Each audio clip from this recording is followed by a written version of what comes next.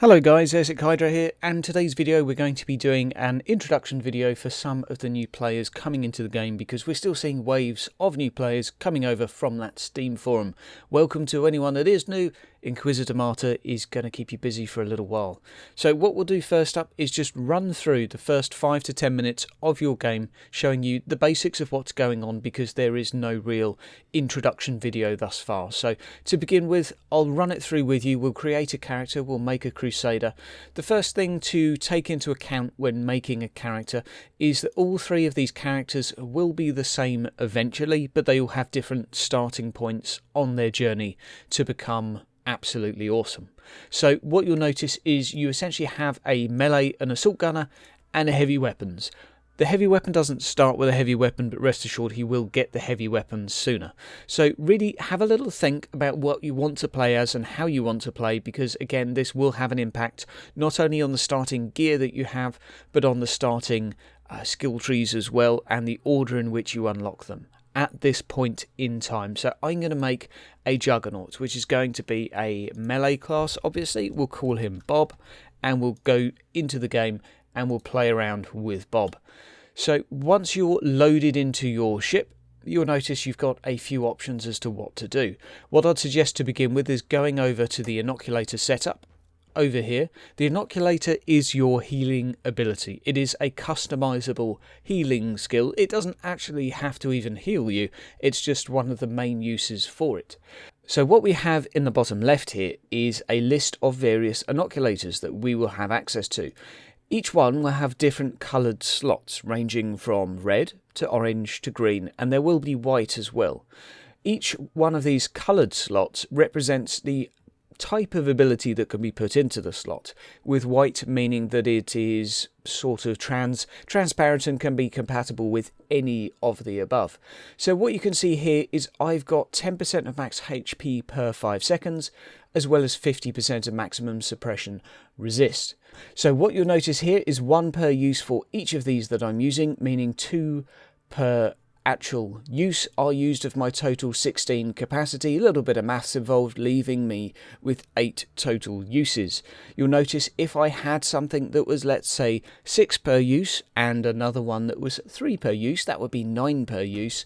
Well, I'm not going to get a natural lot of uses with my total capacity of 16.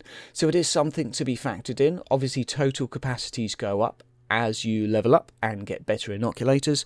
Also, you can increase the total capacity just via picking a couple of special things down here like extract. That's all you need to know about inoculators. Generally speaking, having a heal early on is very important. Now we come over to the store here, the Rogue Trader. You'll see a lot of lovely items. These are going to get a little bit of a nerf and you won't be seeing as much green and blue. But what you can do to begin with is shop around. You will likely have enough money. Money is shared across all accounts, by the way, or Calligraphy credits. You'll likely have enough to buy 1 blue bit of gear. It's unlikely you'll be able to afford a weapon. If you can, absolutely go for it. But if you can't, just try and find something that's going to give you a little bit of health regeneration, or something that sounds relatively useful. If you're not sure what useful is, health regeneration is probably the most useful. So there we go, we found one with a little bit of health regen on it. We'll stick that in there. We'll press the I button to bring up my gear. You go across the gear tabs to find the appropriate tab where your gear may be resting, and you click to equip. Now you'll have 1 skill point as well. If you click on the skill tree down in the bottom of the page here, ta-da! You'll have access to all the skill trees. Remember I said when you pick your class, that determines what skill trees you get. So I have close combat, support, hit point, defense. I'm going to go in the hit point tree. Now this looks rather confusing. All you need to know is you can hover over and understand what all of these are. However, you need to start with the edge and work your way in. You can start at any edge. So I could start down here. I could start down here. And you slowly work your way towards the middle. However, to unlock the middle, you have to have worked your way in from all of the edges. You don't have to get all of the offshoot trees over here in order to unlock the alpha in the middle. However, you can do, because some of them are sometimes worth getting. I'm just going to go for a 150 bonus to health. Nothing that exciting here. Now, other things you should probably be aware of. Heroic deeds are sort of achievement points of a sort. You can see all the things that they do over here. We have 6 of these heroic deeds which will unlock perks, more of those in a moment. You have 16 that will unlock new skill branches, so if we go back to the skill tree, you can unlock new ones of these via completing heroic deeds, and you can simply scroll down to see what they are and hover over and simply look at what it actually is. Attribute points are points you invest into your character's sort of based stats. They also do come with some set bonuses at a certain amount of time, so you can unlock 22 of these. If we go back to our character, down in the bottom left are our attributes. So I've got 2, 3 and 1. You can see when I get to 5 here, I unlock 10% healing bonus. Not too bad. So you can choose when you unlock an attribute point where you invest these. Now here are the perks we mentioned earlier. You'll have a set number of perks per character. There will be about 50 in total. But when you've unlocked a perk, you can click and simply select the perk you want. If you're not sure what a perk does, think of a legendary item from a typical ARPG which has a fairly pronounced effect on the character. It may do things like reducing the healing you take, but increasing the health regen you receive. It may decrease your critical hit chance, but increase your base damage. It's some form of modifier that will be placed on your character to customize how you play a little bit. And that, I think, is all you really need to know. There are, of course, the standard base stats over here. There's heat and warp damage. Worth noting that warp damage is, well, something for the Psyker, not entirely relevant at the moment. Bonus heat damage will apply to heat-based weapons, and generally speaking, they're the ones that aren't ammo-fed. So they're going to be your plasma, your inferno, your las guns, things like that. Physical damage will be, well, guns that shoot bullets. It goes sort of without saying.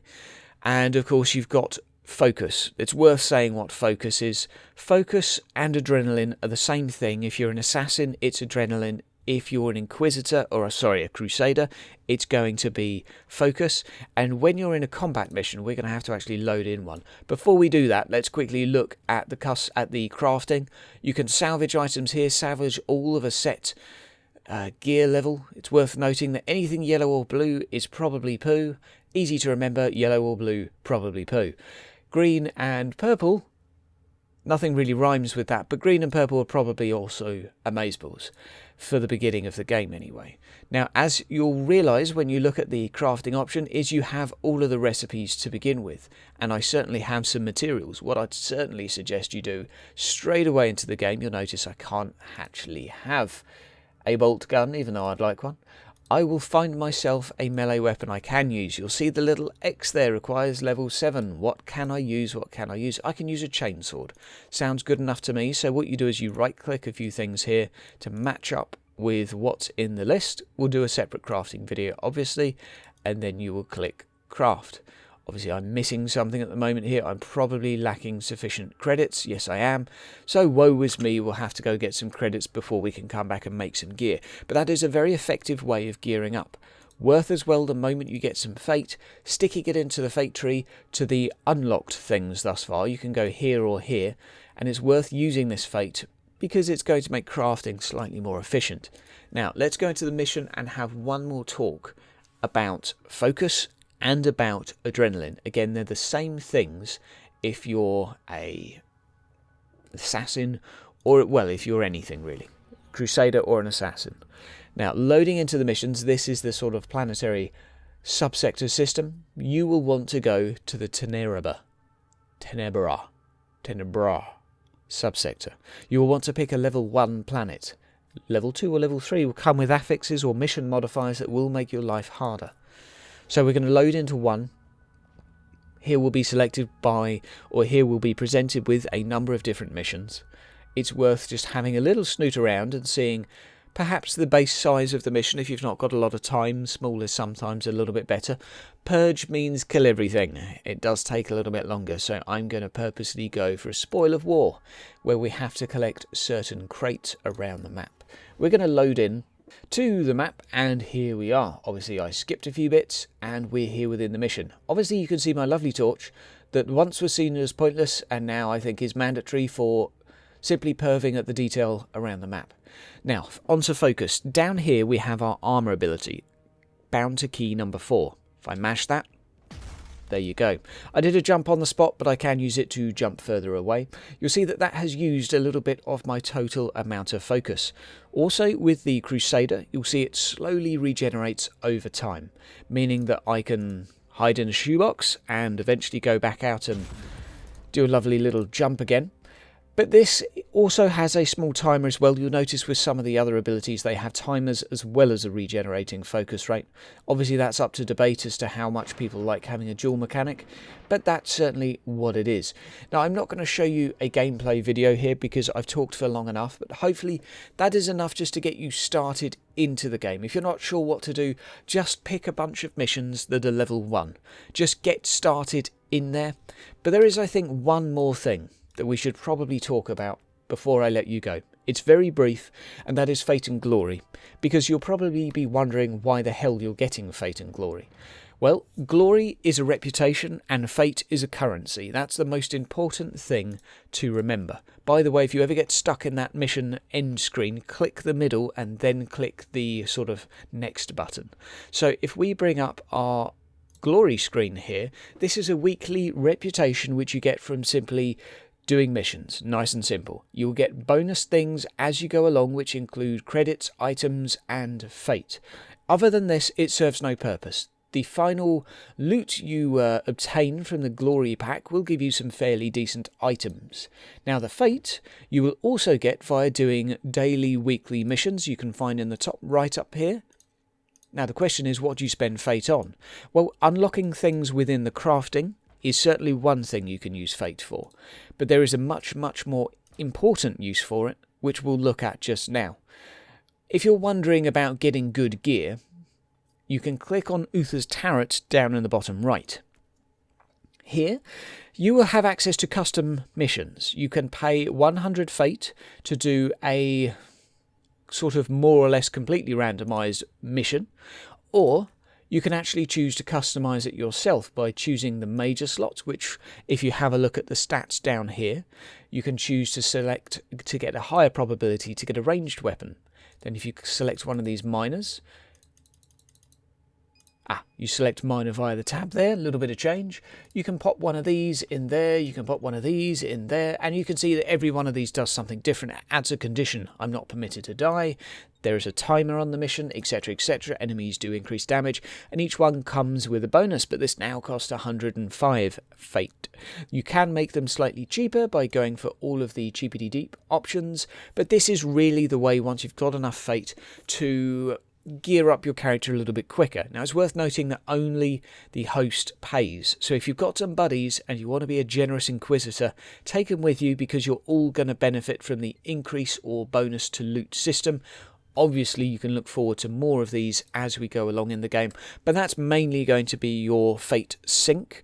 However, using it to upgrade the crafting is pretty darn important. Guys, that's pretty much all you need to know about the game to start plugging away, although I would also recommend you look at the power level system so you know actually why you're trying to improve your gear.